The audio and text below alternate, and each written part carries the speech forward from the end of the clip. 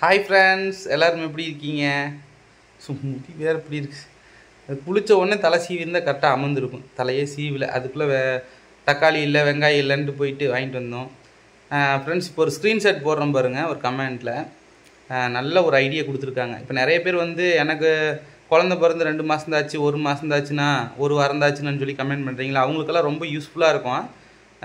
அதை போட்டிருக்காங்க பாருங்கள். பூண்டை எண்ணெயில் வறுத்து சுக்கு பொடி, பனங்கற்கண்டு, பனை வெல்லம், பனங்கற்கண்டு ஏதாவது இருந்தால் அதை போட்டு மிக்ஸ் பண்ணி அதை சின்ன சின்ன உருண்டையாக சாப்பிட்டா ரொம்ப பியூரான மில்க் கிடைக்குமாம்மா.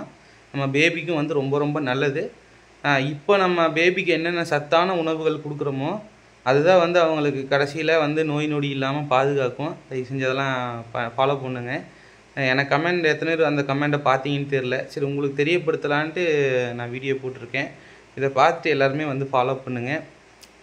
தொடர்ந்து சப்போர்ட் பண்ண அத்தனை பேர்த்துக்குமே என்னுடைய மனமார்ந்த நன்றிகள். என்றைக்குமே அவங்களுக்கு நான் அன்புக்கு என்றைக்கு கட்டுப்பட்டுருப்பேன்.